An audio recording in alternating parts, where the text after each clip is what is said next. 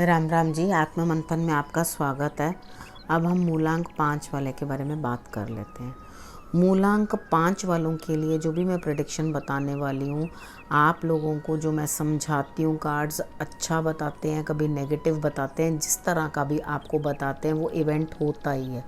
ठीक है, जब आपको बेनिफिट बता रहा है तो आपको बेनिफिट होगा ही, चाहे वो आपने अगर कितना भी इन्वेस्ट किया उस चीज़ के अंदर जो बेनिफिट होगा।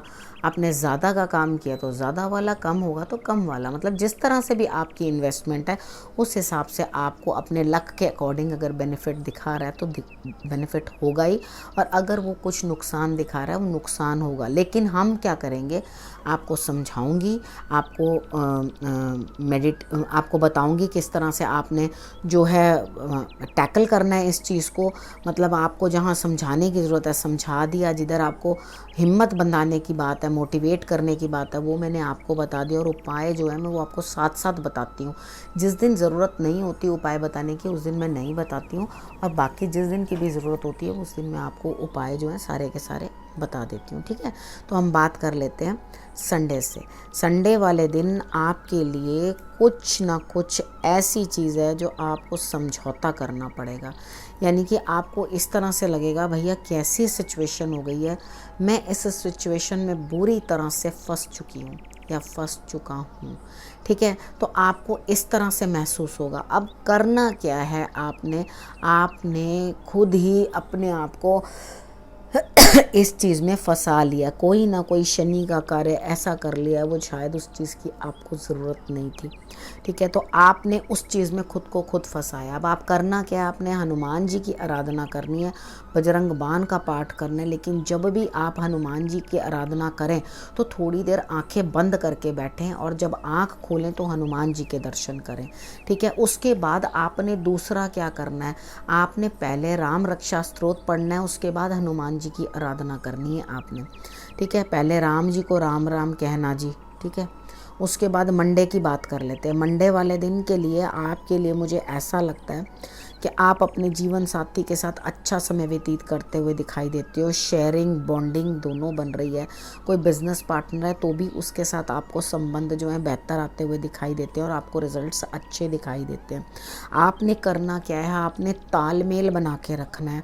आपका माइंड और आपका हार्ट जो है वो दोनों ही खुश रहेंगे। यानी कि अपने इस प्रेम संबंध के साथ खुशी के साथ आप जो है समय व्यतीत करते हुए दिखाई देते हो। आपको बहुत ही अच्छी फीलिंग होने वाली है। अब हम बात कर लेते हैं ट्यूसडे की। अब ट्यूसडे वाले दिन मुझे ऐसा लगता है कि कहीं ना कहीं कोई नेगेटिविटी ऑफ होने वाली है। यानी कि कुछ दिक्कत थी, सपोज़ करो कि कोई बीमारी है तो भी वो जाती हुई दिखाई देती है। कुछ नकारात्मक ऊर्जा घर में है जो सारे घर के अंदर कुछ परेशानी दिखा रखी है, तो भी वो जाती हुई दिखाई देती है। और इन केस अगर आपको कहीं ना कहीं कुछ ना कुछ काम है जो आपका काम रगड़ रहा है लेकिन रिजल्ट नहीं दे रहा, तो वो भी एंड होता हुआ दिखाई देता है।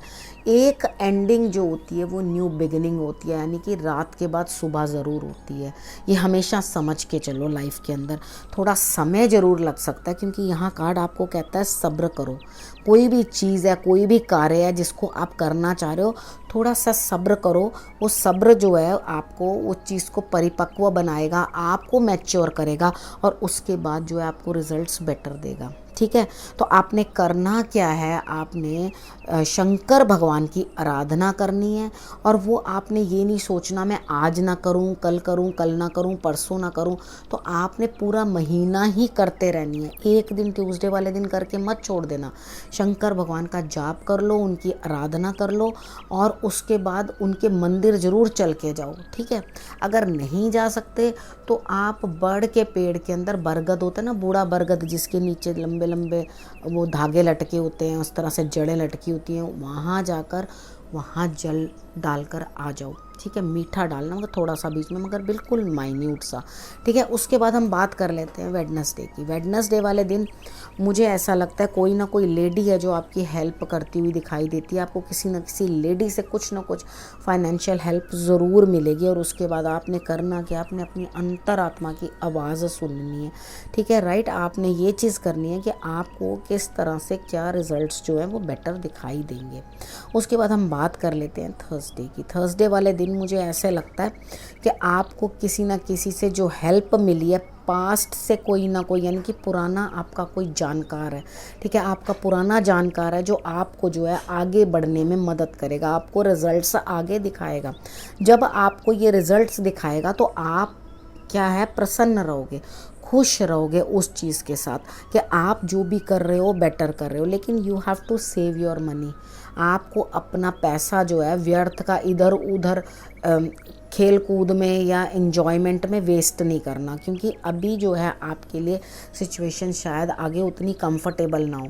तो पहले से आप सेव करके चलोगे तो आपके लिए रिजल्ट्स जो है वो बेटर आएंगे, ठीक है। लेकिन अगर आपको कोई हेल्प करने वाला नहीं है तो आप ज़रूर अपने पुरानी एल्बम खंगालो, यानी कि कहने का अर्थ है कि आप पुराने लोगों को ढूंढो, वो आपको ज़रूर कहीं ना कहीं कुछ ना कुछ मदद करते हुए दिखाई देते हैं। अब उसके बाद मैं बात कर लेती हूँ फ्राइडे की।